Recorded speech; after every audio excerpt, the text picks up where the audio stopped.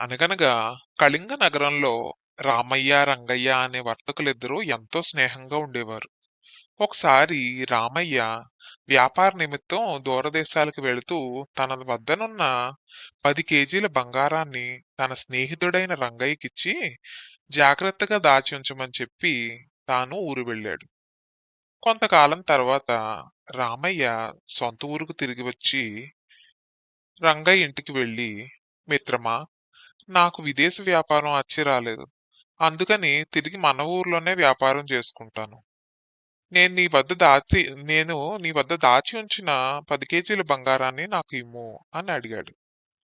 అప్పుడు రంగయ్య, అయ్యో రామయ్య, ఈ సంవత్సరం ఎలుకల బాధ ఎంతో ఎక్కువైంది.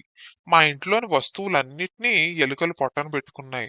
దాంతో పాటు నీ 10 కేజీల బంగారాన్ని కూడా అవి పొట్టన పెట్టుకున్నాయి. ఈ మాట నీకు చెప్పడానికి నాకు నోరు రాకున్నది. నేనెంతో చింతిస్తున్నాను.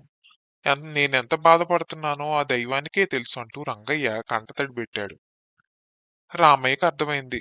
తన స్నేహితుడు తనను మోసం చేస్తున్నాడని గమనించాడు.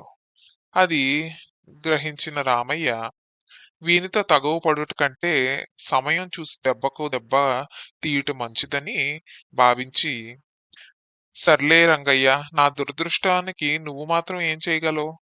జరిగిన దానికి చింతించి లాభం లేదు. నా దురదృష్టం నన్ను వెంటాడుతూనే ఉన్నది అని పలికి ఇంటికి పోయాడు. తరువాత అతడు తన మిత్రుడైన రంగయ్య ఇంటికి వచ్చి వెళ్తూ ఉన్నాడు.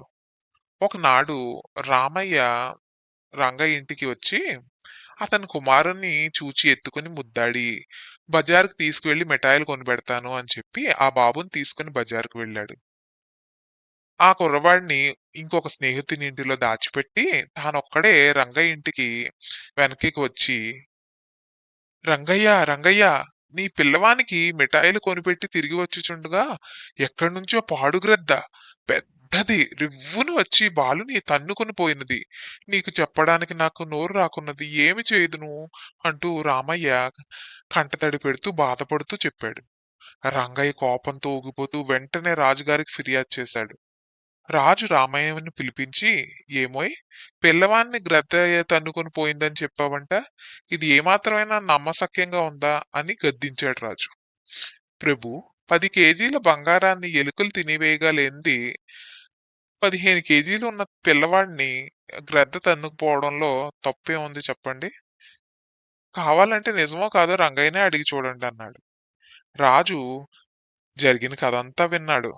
అది విని రంగయ్యను గట్టిగా మందలించాడు. రామయ్యకి ఇవ్వవలసిన బంగారాన్ని తెప్పించి రంగయ్య దాచి ఉంచిన దగ్గర నుంచి అది రంగయ్యతో రామయ్యకి ఇప్పించాడు. తరువాత రామయ్య రంగయ్య కొడుకును తెచ్చి అతనికి ఇప్పించాడు. దాంతో ఇద్దరి సమస్య తీరింది.